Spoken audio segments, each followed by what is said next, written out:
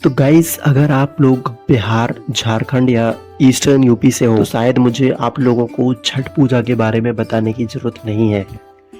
लेकिन अगर आप अदर स्टेट से बिलोंग करते हो तो शायद आपको इस वीडियो में छठ पूजा के बारे में कुछ जानकारी मिल सकती है। हिंदू पंचांग के अनुसार हर साल कार्तिक महीने के शुक्ल पक्ष की षष्ठी तिथि को छठ महापर्व मनाया जाता है।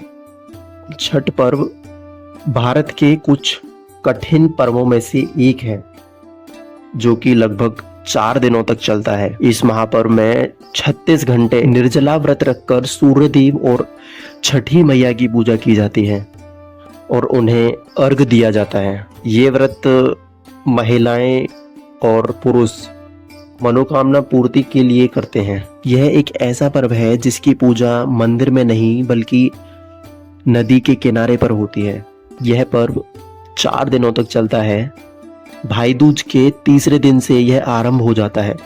पहले दिन सेंधा नमक, घी से बना हुआ अरवा चावल और लौकी चना की सब्जी प्रसाद के रूप में ली जाती है। अगले दिन से उपवास प्रारंभ होता है। व्रत करने वाला दिन भर अन्न जल त्याग कर शाम करीब 7 बजे से खीर बनाकर पूजा करने के उपरांत प्रसाद ग्रहण करते हैं, जिसे खरना कहते हैं। तीसरे दिन डूबते हुए सूर्य को अर्घ यानी दूध अर्पण करते हैं। अंतिम दिन में उगते हुए सूर्य को अर्घ चढ़ाते हैं। पूजा में पवित्रता का विशेष ध्यान रखा जाता है। लहसुन प्याज वर्जित होता है। जिन घरों में यह पूजा होती है और भक्ति गीत गाए जाते हैं। अंत में सभी लोगों को पूजा का प्रसाद वितरित किया जाता है।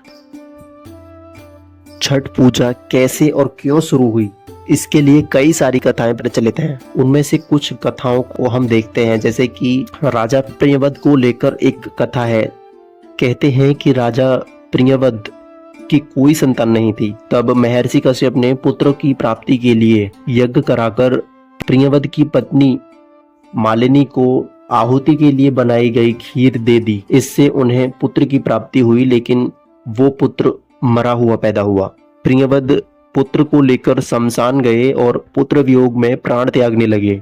उसी वक्त भगवान की मानस पुत्री देवसेना प्रकट हुई और उन्होंने राजा से कहा कि क्योंकि वो सृष्टि की मूल प्रवृत्ति के छठे अंश से उत्पन्न हुई हैं, इसी कारण वो षष्ठी कहलाती हैं। उन्होंने राजा को उनकी पूजा करने और दूसरों को पूजा के लिए प्रेरित करने को कहा। राजा प्रियव्रत ने पुत्र इच्छा के कारण देवी षष्ठी का व्रत किया और उन्हें पुत्र की प्राप्ति हुई। कहते हैं कि ये पूजा कार्तिक शुक्ल षष्ठी को हुई थी और तभी से यह पूजा हर छठ में होती है। छठ पूजा के संदर्भ में एक और कथा प्रचलित है जो कि द्रौपदी से संबंधित है। कहते हैं कि जब पांडव सारा राजपाट जुए में हार गए थे, तब द्रौपदी ने छठ का व्रत रखा था। इस व्रत से उनकी मनोकामना पूरी हुई थी और पांडवों को सब कुछ वापस मिल गया था। लोक परंपरा के अनुसार सूर्यदेव और छठी मैया का संबंध भाई बहन का है, इसीलिए छठ के मौके पर सूर्य की आराधना फलदायी मानी गई है।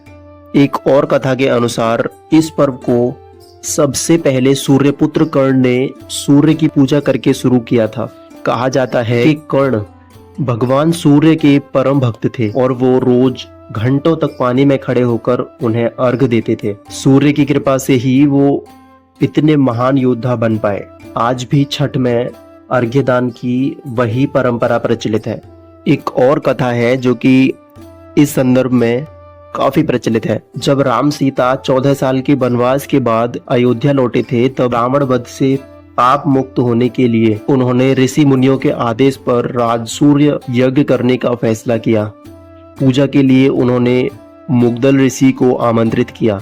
मुग्दल ऋषि ने मां सीता पर गंगाजल छिड़ककर पवित्र किया और कार्तिक मास के शुक्ल पक्ष की षष्ठी तिथि को सूर्यदेव की उपासना करने का आदेश दिया। इससे सीता ने मुग्दल ऋषि के आश्रम में रहकर 6 दिनों तक सूर्यदेव भगवान की पूजा की थी। सप्तमी को सूर्योदय के समय फिर से अनुष्ठान कर सूर्यदेव से आशीर्वाद प्राप्त किया। तो गाइस, ये सभी वो कथाएं हैं जो छठ पूजा के संदर्भ में प्रचलित हैं। आपको क्या लगता है, कौन सी कथा सबसे ज्यादा प्रचलित है? कमेंट्स में जरूर बताइएगा। गाइज वैसे मैं बिहार से नहीं हूँ, लेकिन मेरे कई सारे दोस्त बिहार से हैं जो छठ पूजा को शायद दिवाली से भी बढ़कर मानते हैं। चाहे ट्रेन में सीट हो या ना हो, ट्रेन बुक हो या ना हो, चाहे ट्रेन में चढ़ने की जगह हो या ना हो, चाहे उनको ट्रेन की छत पर बैठकर जाना पड़े, लेकिन अगर छठ पूजा है तो उनका घर पर जाना तय है। कभी भी वो लोग छठ पूजा को नहीं छोड़ते हैं।